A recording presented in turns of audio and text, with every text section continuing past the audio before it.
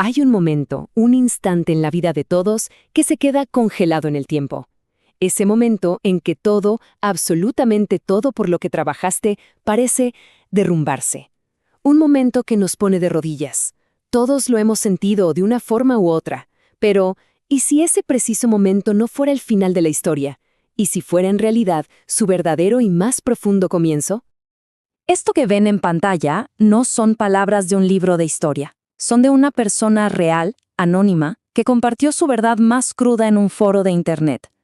Acababa de perder la mitad de los ahorros de su vida. Y sus palabras son un eco de un sentimiento que quizá conocemos demasiado bien: la caída libre, el peso aplastante de haber fallado. Y esa es la pregunta que nos persigue en las noches de insomnio, ¿no? ¿Acaso el fracaso nos define o nos define lo que hacemos después de él? Vamos a explorar juntos esta idea. Vamos a desentrañar por qué duele tanto y cómo, por increíble que parezca, puede convertirse en nuestra mayor fortaleza. Muy bien, vamos a meternos de lleno en esto. Para entender cómo se transforma el fracaso, primero hay que verlo de frente. Hay que entender qué es lo que nos arrebata. Y no es solo dinero o un trabajo. Es algo mucho, mucho más profundo.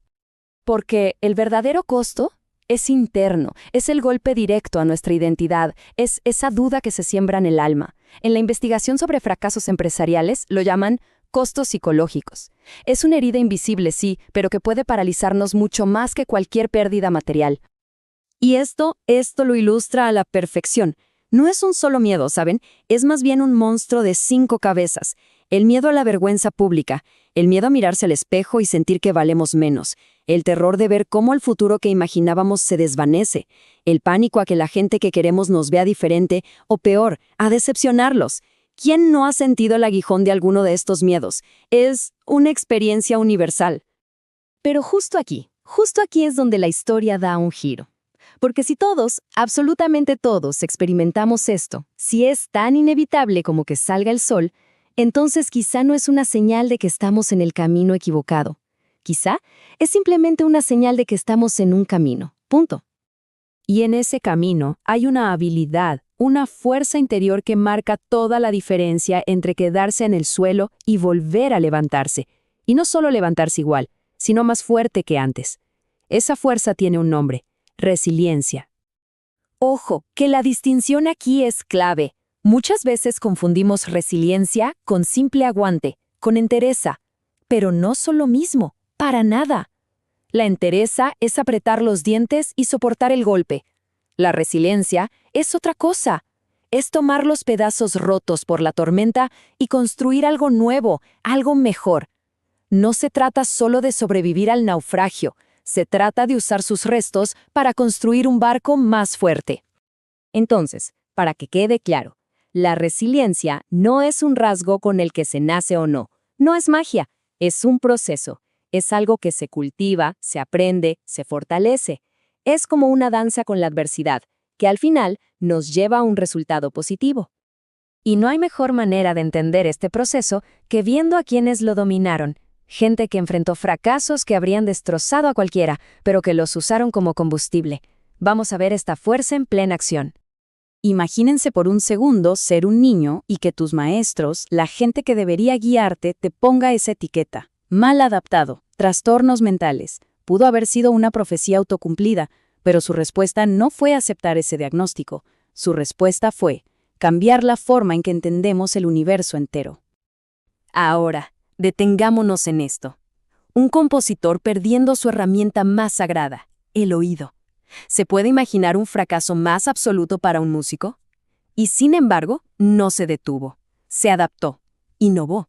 Sintió la música a través de sus propios huesos y creó sinfonías que la humanidad sigue venerando hasta hoy. Y un ejemplo más cercano de nuestros tiempos.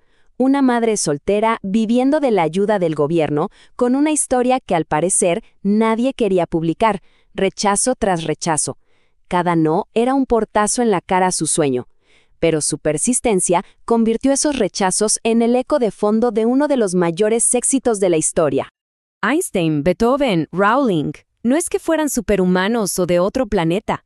Lo que compartían era una especie de caja de herramientas mental. La autoeficacia, esa creencia inquebrantable en la propia capacidad. La autorregulación, esa habilidad de no dejarse secuestrar por el pánico o la desesperación. Y la mentalidad de crecimiento. La convicción profunda de que cada revés no es una sentencia, es una lección.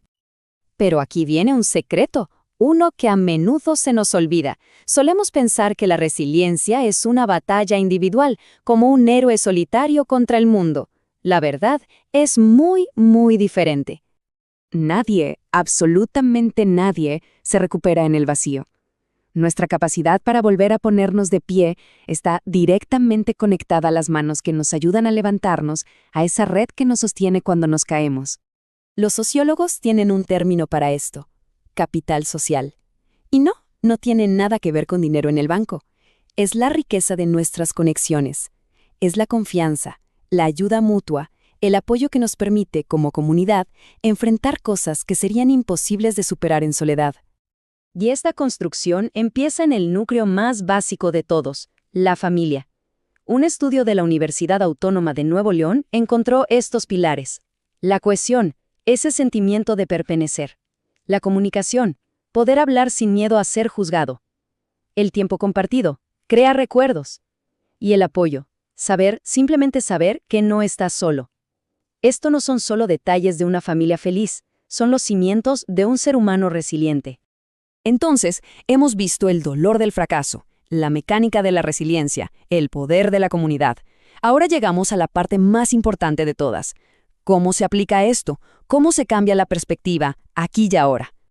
La filosofía estoica nos da una clave potentísima. El fracaso no es un juicio sobre nuestro valor. Es información, es retroalimentación. Es como si el universo nos dijera: oye, por aquí no, intenta de otra manera. No es un muro, es una señal de desvío que nos guía a una ruta mejor. Y esta idea de Viktor Frankl, un hombre que sobrevivió a lo impensable, lo lleva a otro nivel.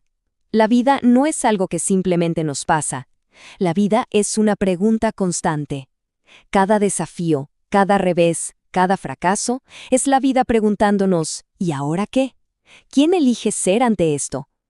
Nuestra respuesta no está en lo que decimos, está en lo que hacemos. Así que la reflexión final es esta. Observemos ese problema que nos atormenta, esa caída que todavía duele, ese fracaso que nos avergüenza. Miremoslo bien, porque quizá no es algo que se interpone en nuestro camino. Quizá ese obstáculo es el camino, el mismo camino que va a forjar la versión más fuerte, más sabia y más resiliente de nosotros. La pregunta es: ¿nos atrevemos a caminarlo?